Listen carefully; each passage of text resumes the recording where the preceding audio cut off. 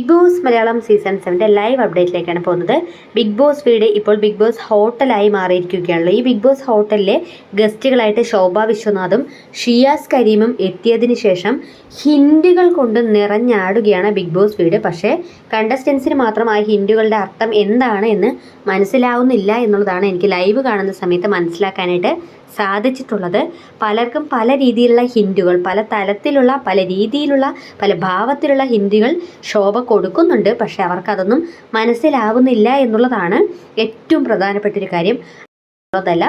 എന്തായാലും ലക്ഷ്മിക്ക് നല്ല രീതിയിലുള്ള പണി ശോഭ വിശ്വനാഥ് കൊടുക്കുന്നുണ്ട്.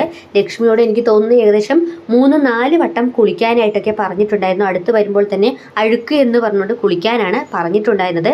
എന്നാൽ ഇപ്പോൾ കിട്ടിയിരിക്കുന്ന പണി, ആ പണി ഒരു 1.5 പണി ബിഗ് ബോസ് ഹൗസ് മേറ്റ്സ് ആയ അതായത് ജെൻസ് മത്സരാർത്ഥികൾക്കാണ്. അവിടെയുള്ള ആൺ മത്സരാർത്ഥികൾക്കാണ് ഈ ഒരു 7ൻ്റെ പണി കിട്ടിയിരിക്കുന്നത്.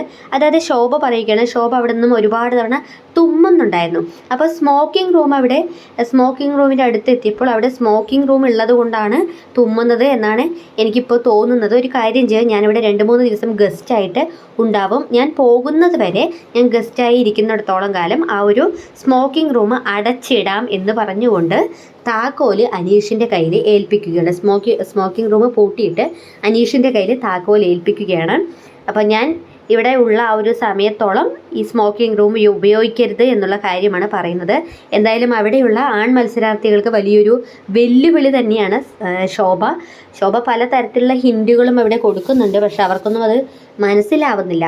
അവരുടെ ബുദ്ധിയിൽ അതൊന്നും തെളിഞ്ഞു വരാത്തത് കൊണ്ട് ശോഭ എന്താണ് പറയുന്നത് എന്ന് പോലും മനസ്സിലാക്കാതെ പലരും ആ ടാസ്ക് കുളമാക്കിക്കൊണ്ടിരിക്കുകയാണ്. ഒരുമാതിരി എല്ലാം കൂടെ ചേർന്ന് കൺജസ്റ്റഡായി ഒരു വലിയൊരു ലഹള എന്നുള്ള രീതിയിൽ ഒരു ചന്ത വൈബാണ് നമുക്ക് BB ഹോട്ടൽ ടാസ്കിലൂടെ ഇപ്പോൾ കിട്ടിക്കൊണ്ടിരിക്കുന്നത്. സോ പ്രേക്ഷകർക്ക് എന്താണ് BB ഹോട്ടൽ ടാസ്കിനെ കുറിച്ചുള്ള വിലയിരുത്തൽ, നിങ്ങളുടെ വിലയേറിയ അഭിപ്രായങ്ങൾ താഴെ കമൻറ്റ് ബോക്സിൽ അറിയിക്കുക. ബിഗ് ബോസ് മലയാളം സീസൺ 7 കൂടുതൽ അപ്ഡേഷനുമായി വീണ്ടും നമ്മൾ കൂടി ചെയ്യുന്നതായിരിക്കും.